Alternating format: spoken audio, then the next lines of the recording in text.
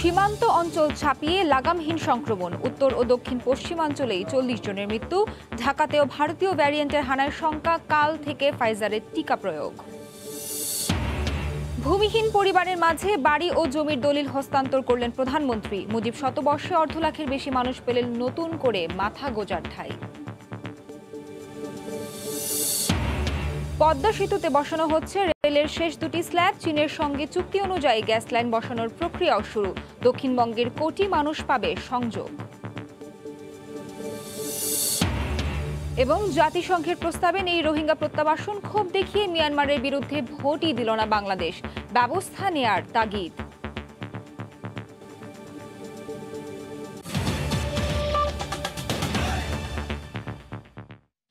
সময় সংবাদের সঙ্গে আছি আমি নাবিলা সোহার। লাফিয়ে লাফিয়ে বাড়তে থাকায় সপ্তাহ ব্যবধানে দেশে করোনা পরিস্থিতির চরম অবনতি হয়েছে।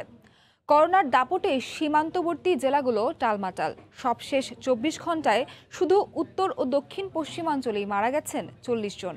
সর্বোচ্চ শনাক্তের হার ঝিনাইদহে 55%। ব্যুরো রিপোর্টার ও জেলা প্রতিনিধিদের পাঠানো তথ্য ও ছবিতে রিপোর্ট। গত সপ্তাহের তুলনায় করোনা ও উপসর্গে মৃত্যু বেড়েছে 46%। ঈদ উল ফিতরের পর থেকে মে মাসের মাঝামাঝি সময় থেকে সীমান্তবর্তী জেলাগুলোতে সংক্রমণের হার লাগামহীন। শুধু হাসপাতাল নয়, বাড়ছে আইসিইউ ইউনিটেও রোগীর চাপ।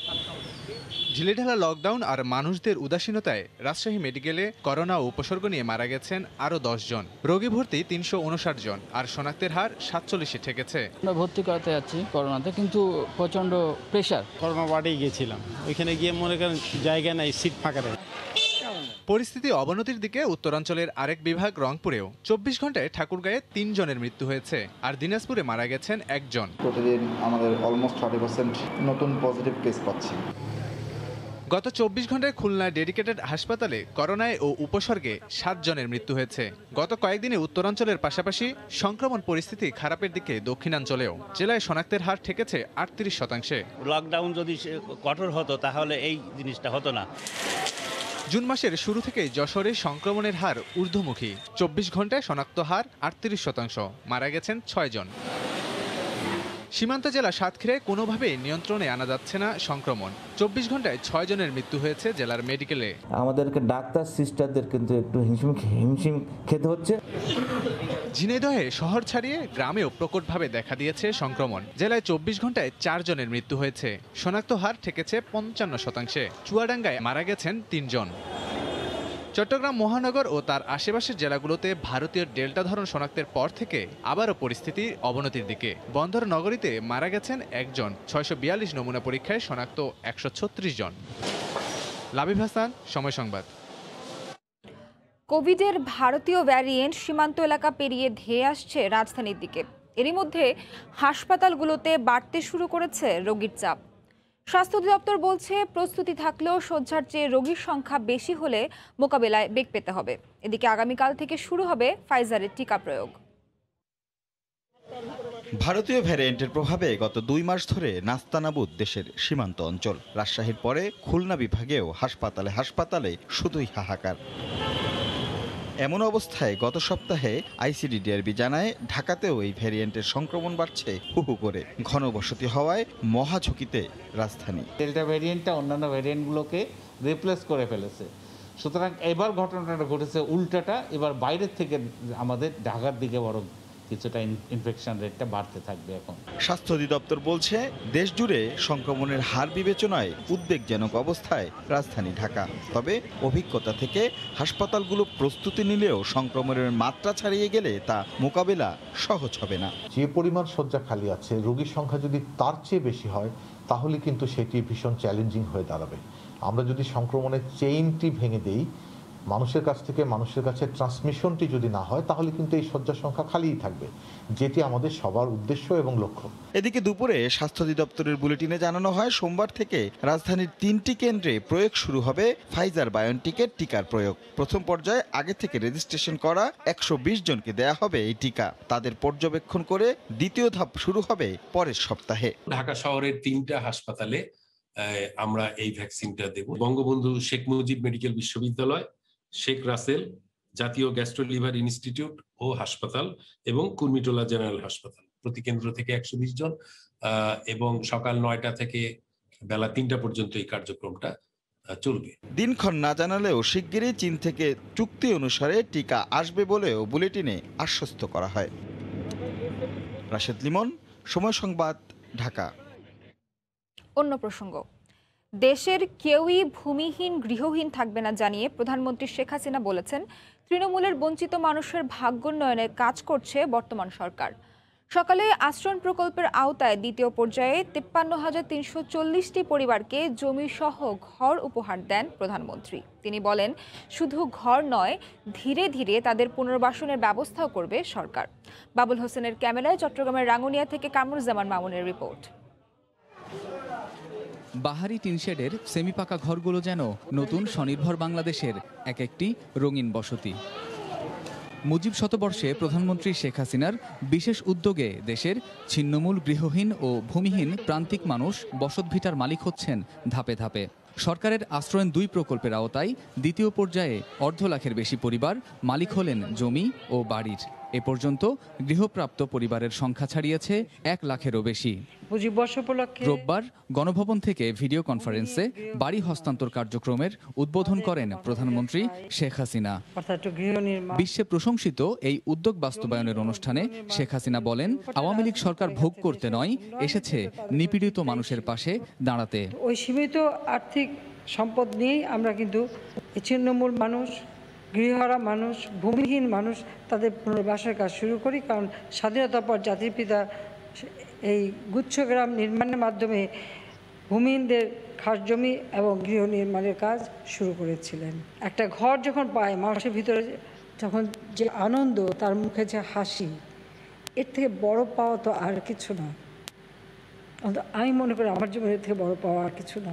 তিনি জানান, মানুষের সেবক হিসেবে তৃণমূলের বঞ্চিত মানুষের ভাগ্য উন্নয়নে কাজ করছে আওয়ামী লীগ সরকার।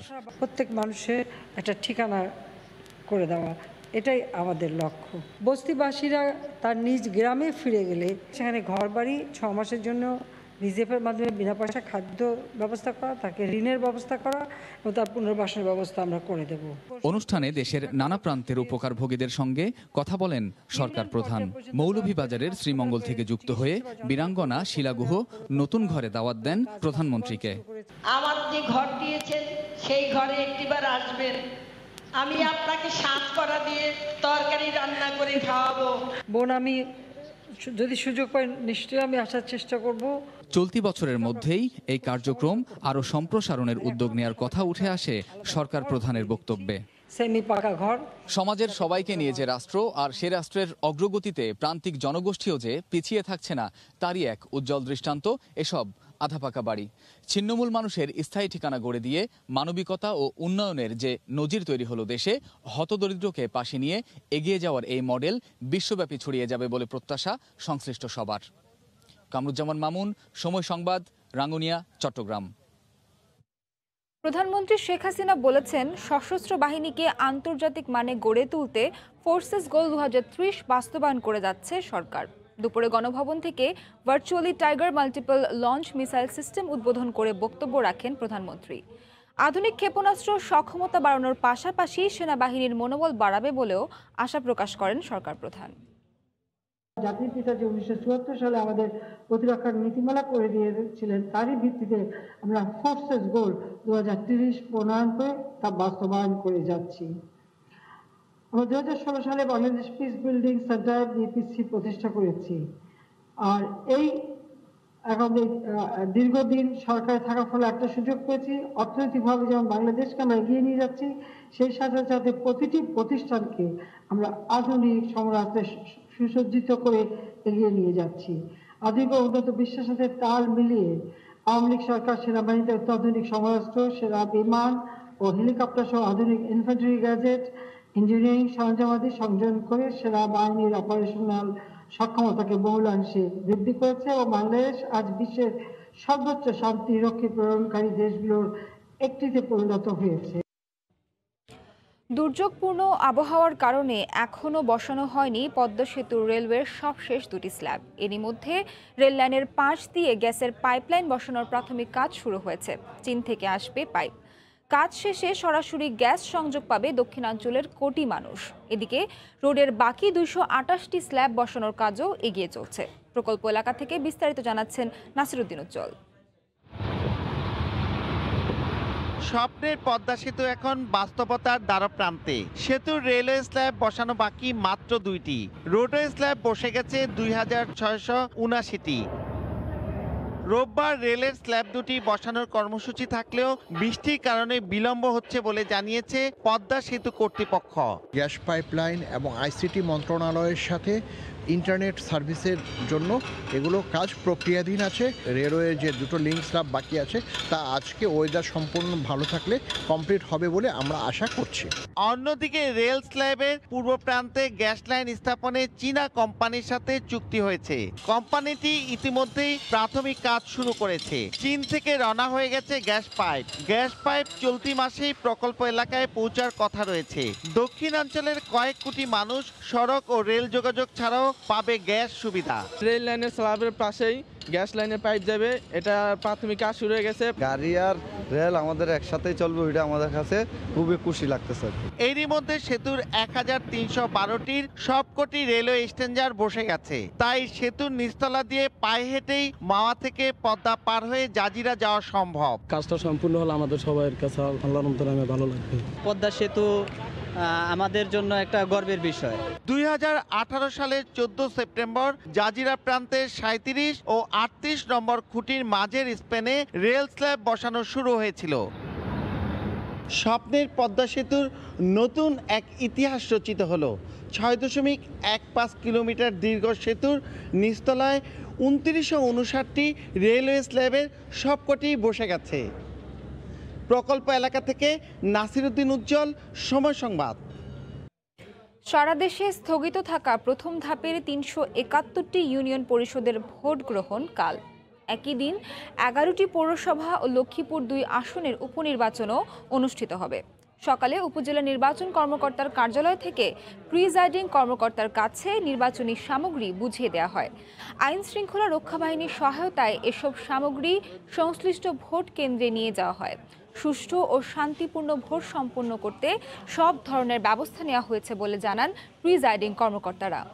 করোনা সংক্রমণ এড়াতে ভোটারদের স্বাস্থ্যবিধি মানতে আহ্বান জানিয়েছে নির্বাচন কমিশন। একইভাবে সিলেট 3, ঢাকা 14 ও কুমিল্লা 5 আসনের উপনির্বাচন আগামী 14 জুলাই অনুষ্ঠিত হবে।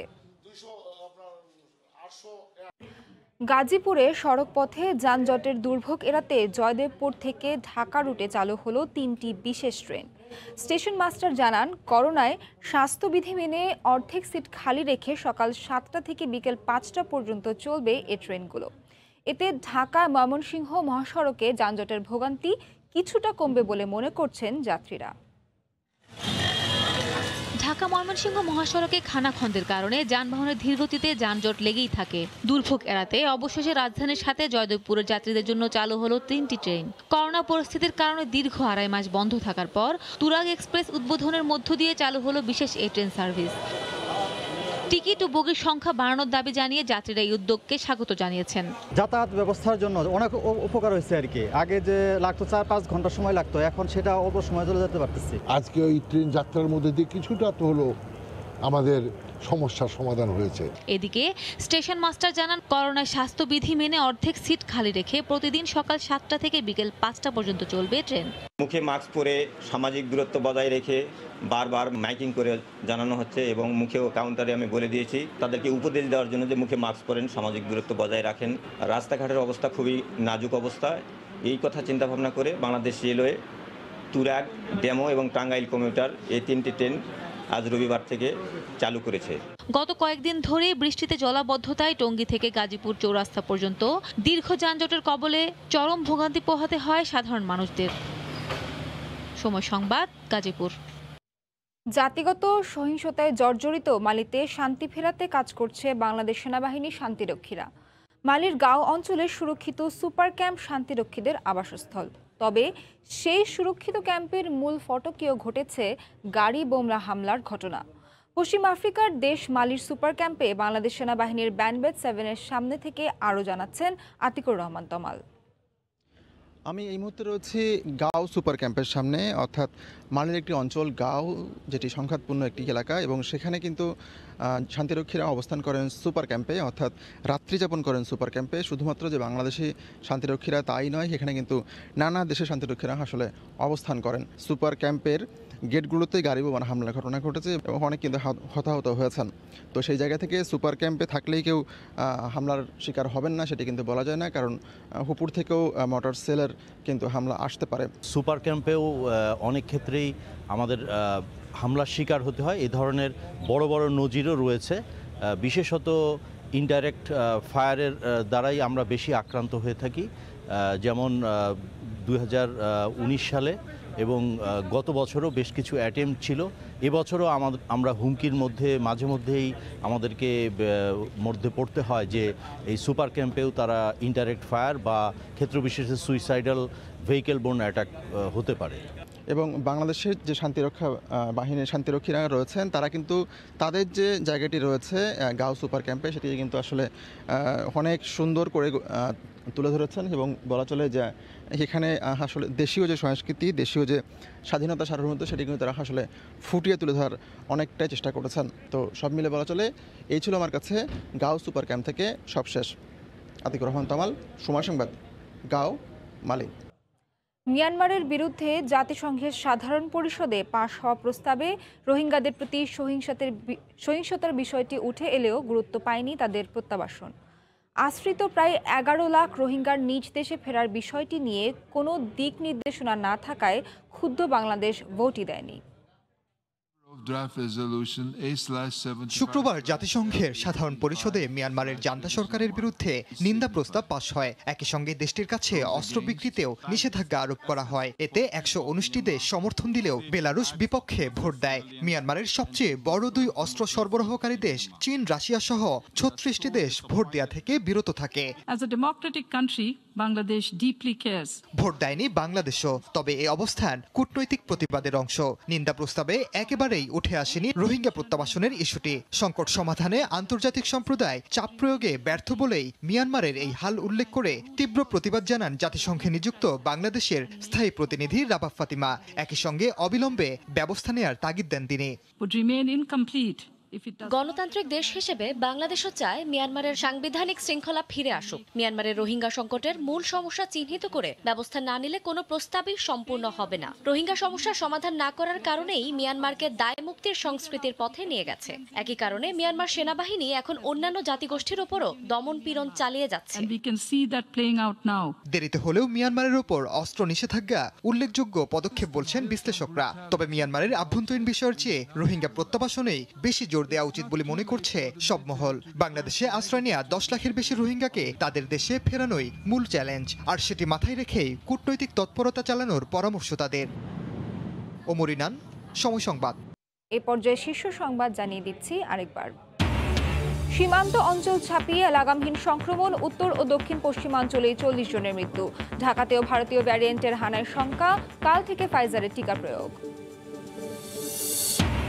ভূমিহীন পরিবারের মাঝে বাড়ি ও জমির দলিল হস্তান্তর করলেন প্রধানমন্ত্রী। মুজিব শতবর্ষে 1.5 লাখের বেশি মানুষ পেলেন নতুন করে মাথা গোঁজার ঠাঁই। এবং পদ্মা সেতুতে বসানো হচ্ছে রেলের শেষ 2টি স্ল্যাব। চীনের সঙ্গে চুক্তি অনুযায়ী গ্যাস লাইন বসানোর প্রক্রিয়াও শুরু। দক্ষিণবঙ্গের কোটি মানুষ পাবে সংযোগ। এই ছিল এখনকার মতো, সঙ্গে থাকুন সময়।